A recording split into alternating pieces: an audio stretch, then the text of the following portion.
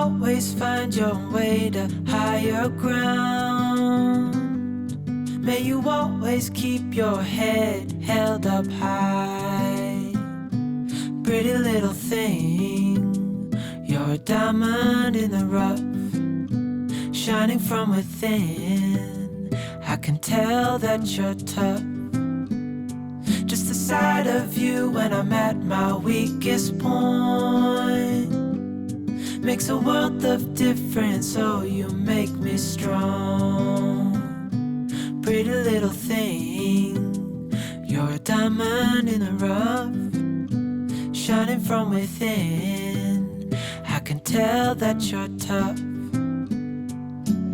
Ordering a cup of love, feel it rising up and above.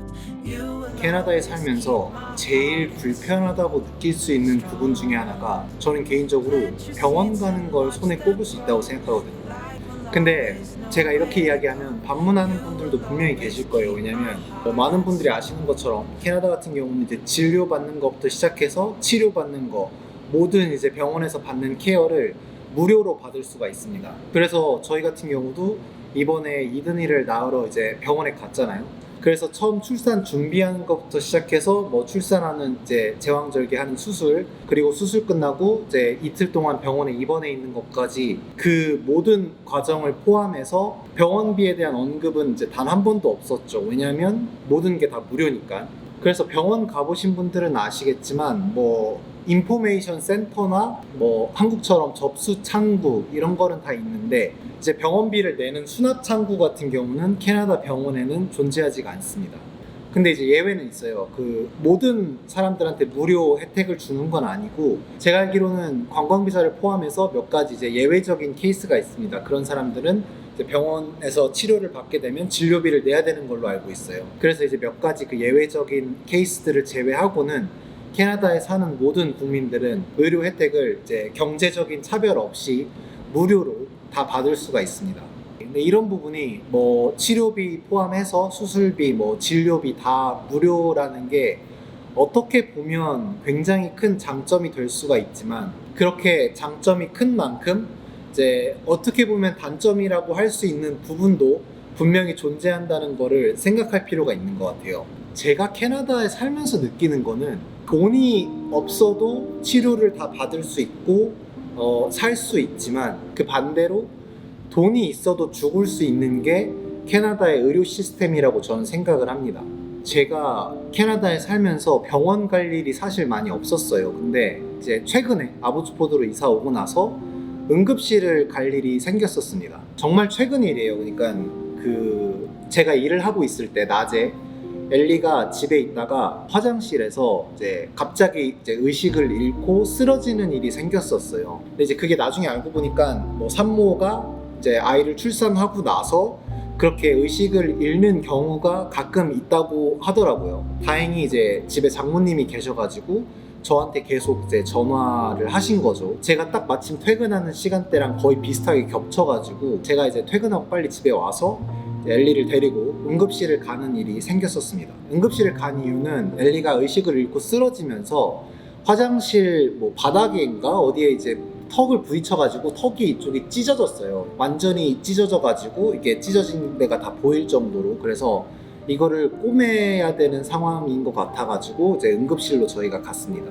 일반적으로 한국에서 생각하는 응급실은 굉장히 긴박한 곳이잖아요. 근데 캐나다는 제가 생각하는 그런 응급실의 분위기는 확실히 아니더라고요. 저희가 이제 체크인하고 상황 설명하고 이제 대기실에서 이제 기다리라고 해서 이제 기다리고 있는데 응급실 대기실에 사람들이 굉장히 많았는데 정말 긴박한 상황에서 응급처치를 받으러 온 사람들이라는 분위기는 전혀 일단 아니었던 것 같고, 저희도 어쨌든 이제 턱이 찢어졌으니까 빨리 여기를 이제 치료를 해야 될 것 같은데 피가 계속 나오고 있고, 한 3시간 좀 넘게 치료를 받는 데까지 한 3시간 정도 소요가 됐던 것 같습니다. 그래서 어쨌든 그렇게 기다려서 의사 만나서 상태 확인하고 이제 옆에서 이제 꼬매는 것도 보고 이렇게 해서 이제 집에 와서 지금 이제 회복하려고 좀 신경을 쓰고 있는 편입니다.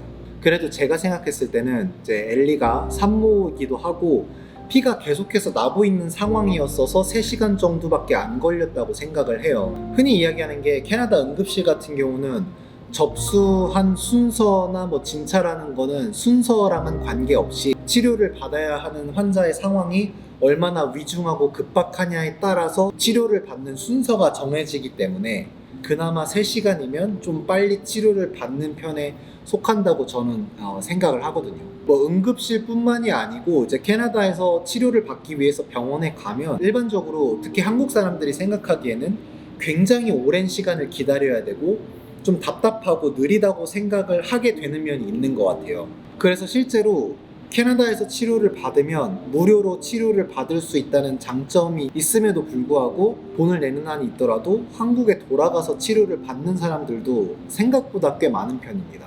그리고 뭐 웬만하게 아픈 거는 한국처럼 그렇게 약을 뭐 딱 거기에 맞게끔 다양하게 이렇게 처방을 해주는 게 아니고 캐나다에서는 거의 그 타이레놀과 에드빌에 의존하기 때문에, 그러니까 쉽게 말해서 진통제죠. 치료를 받는다는 생각으로 가면 안 되겠다라는 생각도 좀 들기는 해요. 흔히 이야기를 하는 게 캐나다의 의료 시스템은 인간 존중 철학을 기본으로 한다고 하거든요. 제가 생각할 때는 이게 어떻게 보면 한국이나 미국 의료 시스템과는 가장 큰 차이점이 아닐까 생각을 해요. 그래서 저는 이 캐나다의 의료 시스템이 무조건적으로 좋다라고 이야기를 할 수도 없고 정말 그 나쁜 면만 있다라고 이야기를 하기도 좀 애매하고 힘들다고 생각을 해요. 특히 이번에 이제 엘리가 응급실 가서 치료를 받는 과정에서 그런 부분에 대해서 굉장히 많이 느낄 수 있었던 것 같고, 결과만 봤을 때는 치료 잘 받고 회복을 하고 있는 상황이긴 하니까 지금은. 정말 그래서 저는 캐나다에 살려면